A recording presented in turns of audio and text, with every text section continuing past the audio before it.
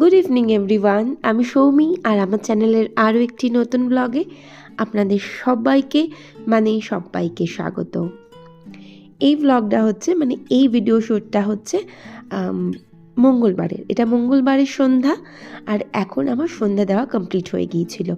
সন্ধ্যে দেওয়া যেহেতু কমপ্লিট হয়ে গিয়েছিল, ঠাকুর ঘরে তো ধূপ দ্বীপ জ্বেলেই দিই, আর ঘরে বিভিন্ন জায়গায় মোমবাতি যেগুলো লাগানো থাকে না, সেগুলো জ্বেলে দিতে আমার না ভীষণ ভালো লাগে। এই যে এখানে মোমটা জ্বেলেছি, ধূপটা দিয়েছি, আর এই যে দেখছেন বাইরের জানালার ফাঁক দিয়ে এই যে একটু সামান্য সন্ধ্যার আকাশটা সুন্দর করে দেখা যাচ্ছে। তো সব জায়গায় দীপ জ্বালিয়ে দিয়েছিলাম, মোমবাতিগুলো ধরিয়ে দিয়েছিলাম। আর এই যে সন্ধ্যাবেলা আমার ঘর দোর ছিল আজকে একটু আগোছালো। আমি নিজে শুয়েছিলাম, তাই গোছানো হয়নি, তাই একটু ভালো করে গুছিয়ে টুছিয়ে দিলাম। তো আবার একটু পরে শুয়ে পড়বো, তো কোনো রকমে ব্ল্যাঙ্কেটটা গুছিয়ে দিয়েছিলাম। আর আজকে রাতে রান্নায় না মোটা মোটা করে আলু আর পেঁয়াজ কেটে ভাজবো ভেবেছিলাম। তো সেই জন্যই সব রেডি করে রেখেছিলাম। আর পেঁয়াজটা একটু আলুর তুলনায় কম হয়ে গেছে, যদিও বা তমাল কিন্তু এই আলু ভাজা খাবে না। তমালের জন্য একটুখানি ডিমের কারি করব। তো সেই জন্য ডিমটাও একটু অমলেট করে ভেজে নিলাম, আর ঝোলটা রেডি করে ডিমগুলো আমি দিয়ে দিলাম। আর রাতে তো আমাদের প্রত্যেক দিনই রুটি হয়, তো সেই রুটিগুলো করে নিচ্ছিলাম। আবার তমালের একটা সমস্যা আছে, ভীষণ নরম পাতলা পাতলা রুটি খেতে পছন্দ করে। আর আমার বাবুয়ের কিছু একটা হলেই হলো, অত সমস্যা নেই। মা আবার যেমন একটু মোটা রুটি খেতে ভালোবাসে। তো যাই হোক, সবার সব রকমের ফরমাইশের জন্য যেমন খাবে তেমন করে রুটিগুলো করে দিচ্ছিলাম। আর তমালের রুটিটা আমি বেশ রাত্রে করি, আর আমি আর বাবুই একটু তাড়াতাড়ি রাতের খাবারটা কমপ্লিট করি বলে আমাদের রুটিগুলো একটু সকাল সকাল করে নিই। তো যাই হোক, রুটিগুলোও সব একটা একটা করে নিচ্ছিলাম।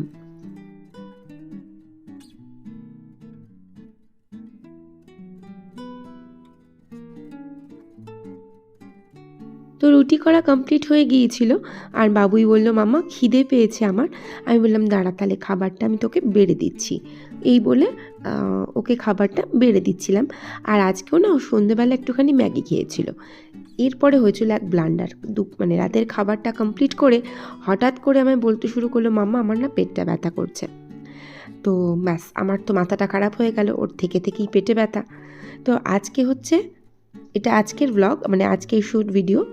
তো আজকে হচ্ছে বুধবার, আর দেখতেই পাচ্ছেন ঘড়িতে এখন 8টা বাজে। বাবুই স্কুলে চলে গিয়েছিল, আজকে ওর ফিজিক্স পরীক্ষা ছিল, আর সেই জন্যই না আমার ভীষণ টেনশন হচ্ছিল। ওই যে বলছিল কালকে রাতে পেটে ব্যথা। তো যাই হোক, বমি টমি করে কোনো রকম একটু সুস্থ হয়েছিল, ওষুধ টষুধও খেয়েছিল। আর এই 8টা বাজে দেখতেই পেলেন আমার কিন্তু সমস্ত কাজকর্ম, পুজো আচ্ছা সমস্ত কমপ্লিট হয়ে গিয়েছিল। বিছানাপত্র একদম পরিষ্কার করে গুছিয়ে ঘরদোর পরিপাটি করে ফেলেছিলাম। আজকে না আমার একটু বেরোনোর আছে বলতে, বাবুইকের কাছে যাব, ও স্কুলে ছুটি হবে, ওকে নিয়ে আমার একটুখানি প্যান্টালুন্স যাবার আছে। তো সেই জন্যই না আমি বুদ্ধি করেছিলাম কি, আমার কাজগুলো আমি ঠিকঠাক করে কমপ্লিট করে নিয়েছিলাম পারফেক্টলি সময়ের মধ্যে। গৃহিণী মানুষ, এইটুকু তো বুদ্ধি খাটাতেই পারি না। তো বুদ্ধি করে আমি আজকে সকালে ব্রেকফাস্ট তাড়াতাড়ি কমপ্লিট করেছি, চা খাওয়া হয়ে গিয়েছিল। আর ডিমের ডালনা করব বলে আমি ডিমটা আর আলুটা সেদ্ধ করে একদম রেখে দিয়েছি, চালও ভিজিয়ে দিয়েছি। আর এসে তারপরে আমি রান্না বসাবো। তো এইটুকু বুদ্ধি না করলে সংসারটা চালাবো কী করে সুন্দর করে, তাই না? তো এরপর একটু খিদেও পেয়েছিল, আর আমি একটু তাড়াহুড়োই করছিলাম। তো কোনো রকমে একটুখানি নিজের জন্য রুটিটা নিয়ে ভাবলাম খেয়ে তারপর বেরোবো, কারণ ওদিকে বাবুয়ের আবার ছুটি হয়ে যাবে, আর ওর কাছে তো ফোন থাকে না যে বলবো তুই একটু দাঁড়া মাম্মা আমি যাচ্ছি।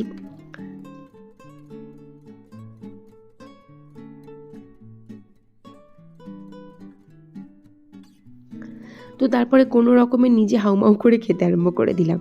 আর একটা সমস্যা সবচেয়ে বড়, ঠিক আমি আমার বাড়ির থেকে বেরোবো, টোটোকে বলবো যে যাবেন কনভেন্ট, না, অন্তত 7-8টা টোটো আমাকে না বলবে, তারপরে রাজি হবে যেতে।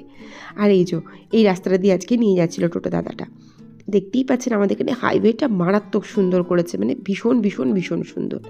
তো হাইওয়ে ক্রস করে সোজা স্কুলে চলে এলাম। বহুদিন পর স্কুলে এসেছি। সেই ছোট্টবেলায় বাবুইকে নিয়ে আসতাম, ক্লাস 5 থেকে আমি আর আসি না ওকে নিয়ে। তো চলে এসেছিলাম প্যান্টালুন্সে, কিছু টুকটাক জিনিস নেওয়ার ছিল সেগুলো নিলাম, নিয়ে আবার বাড়ি চলে এলাম। তো বাড়ি এসে বাম্মাকেই বললাম দরজাটা খোল, আর তারপরে ও আবার কি একটা দেখাতে ডাকছিল বলে ওর সাথে সাথে আবার বেরিয়ে দেখলাম, দেখে আবার ঘরে ঢুকলাম। তো এরপর তো রান্নাটা করতেই হবে, সঠিক সময়ে সব কিছু না হলে তো সমস্যা হয়ে যাবে। তো সেই জন্য না রান্নাটা বসিয়ে দিয়েছিলাম। আর কিছুই না, ডিমের ডালনাটাই আজকে করব। আজকে তেমন কিছু রান্না নেই, ফ্রিজের ডাল আর একটা তরকারি আছে, সেটা দিয়ে হয়ে যাবে। আর বাবুয়ের যেহেতু শরীরটা ভালো নয়, ও শুধু ডাল দিয়ে আলু দিয়ে ভাত খাবে, মানে আলু সিদ্ধ আর ডাল দিয়ে ভাত খাবে।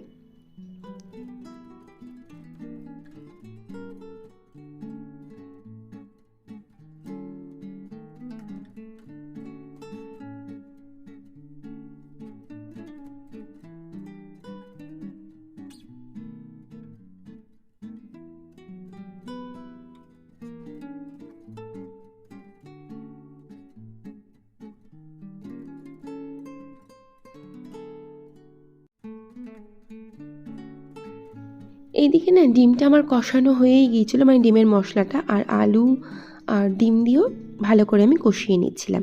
আর ভাতটাও হয়ে গিয়েছিলো, তো ভাতটাও ভাবলাম উপর দিয়ে দিই।